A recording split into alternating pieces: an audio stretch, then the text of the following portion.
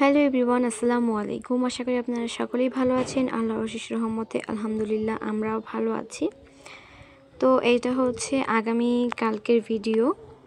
তো বিকেলের দিকে হচ্ছে আম্মু আমাদের বাড়ির পাশে যে ক্ষেত সেখানে হচ্ছে শাক তুলতে গিয়েছিল।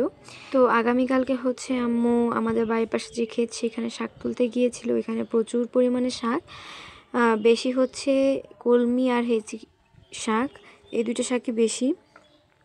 এই দুটো শাকই হচ্ছে আম্মু নিয়ে এসেছিল ভাজি করবে বলে। আমরা চাইলে কিন্তু কয়েকদিন বাজার না করেও শাক সবজি দিয়ে, মানে বাড়ির আশেপাশে শাক সবজি দিয়ে ক্ষেত খামারের থেকে সংগ্রহ করেই কিন্তু বেশ কয়েকদিন চালিয়ে নিতে পারি, যেটা শহরের মানুষই পারবে না। তো পাশেই কিন্তু ধানের ক্ষেত ছিল, অনেক ধান গাছ লাগানো হয়েছে। তো ওর পাশাপাশি হচ্ছে সাইড দিয়ে শাকগুলো হয়েছে, সেখান থেকে হচ্ছে আম্মু শাকগুলো তুলে এনেছে।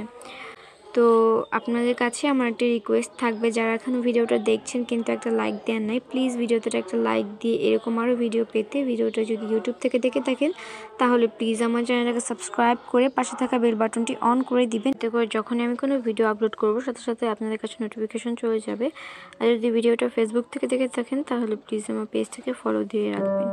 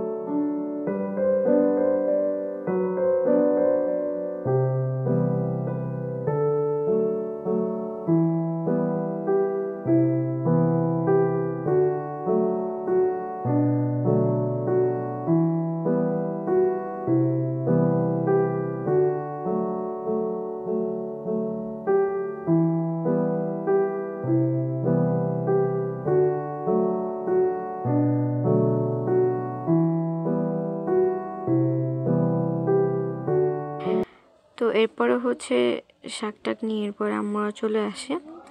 দেন পরের দিন সকালে হচ্ছে শাক ভাজি করবে, এই জন্য শাকগুলোকে কেটে লবণ দিয়ে রান্না করতে দিয়ে দিয়েছে। এটা হচ্ছে দুপুরের ভিডিও। তো এদিকে মাছগুলোকে ধুয়ে রেডি করে নেওয়া হয়েছে। তো এদিকে শাকটা কিন্তু অলরেডি প্রায় সিদ্ধ হয়ে গিয়েছে। এখন হচ্ছে লাস্টে কেটে রাখা পেঁয়াজ কুচি দিয়ে এরপরে এটাকে নামিয়ে ফেলবে নাড়াচাড়া দিয়ে।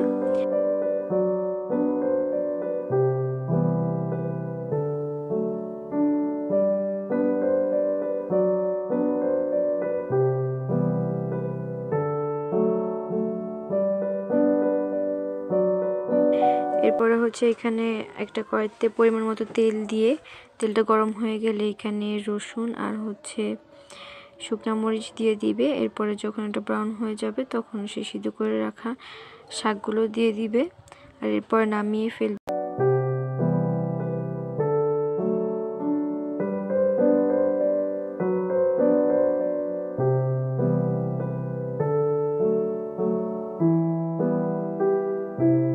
নেবে। দেন হচ্ছে আগের দিনের ডাল ছিল সেটা হচ্ছে আর কি ভর্তার মতো করবে।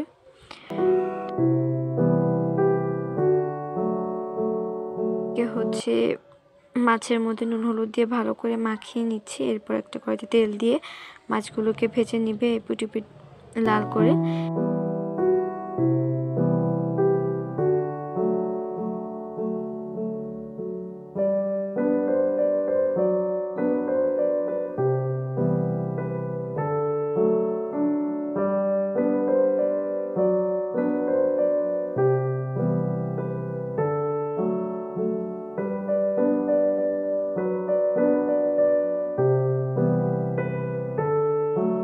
এরপরে কড়াইতে পেঁয়াজ কুচি দিয়ে পরিমাণ মতো সব ধরনের বাটা মশলা দিয়ে মশলাটাকে ভালো করে কষিয়ে নিবে। আর হচ্ছে এখানে স্বাদ অনুযায়ী লবণ, হলুদ, মরিচের গুঁড়া দিয়ে মশলাটাকে ভালো করে কষিয়ে নিতে হবে।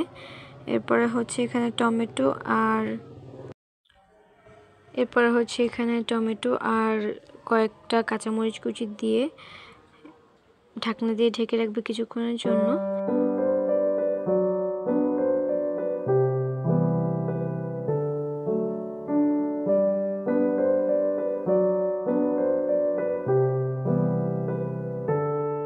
সামান্য পানি দিয়ে এরপর ঢাকনাটাকে উঠিয়ে আবারও পানি দিয়ে এখানে হচ্ছে ভেজে রাখা মাছগুলোকে দিয়ে লাস্টে হচ্ছে ধনিয়া পাতা দিয়ে এরপর নামিয়ে ফেললেই কিন্তু হয়ে যাবে। তো আজকে দুপুরে হচ্ছে শাক, মাছ আর হচ্ছে ডাল ভর্তাটাই ছিল।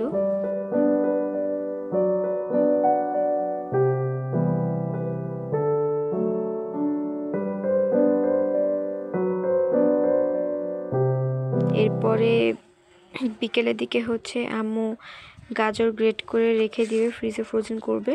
সেই জন্য গাজর নামিয়েছে। দেখে সেই গাজর দিয়ে রায়ান খেলা শুরু করেছে আর কি।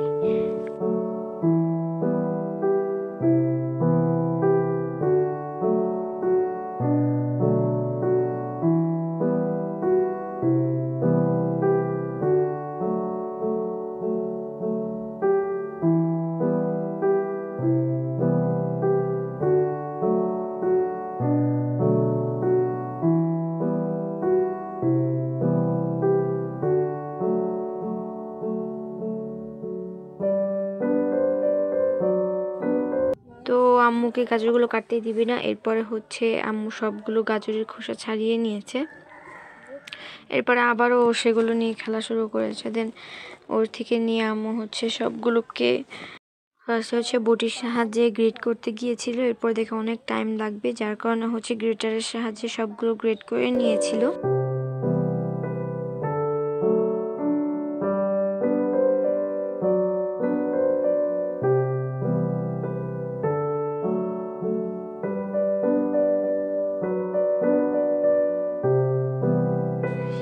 এরপরে হচ্ছে এগুলো একটা বক্সের মধ্যে রেখে এরপর এগুলো ফ্রোজেন করবে।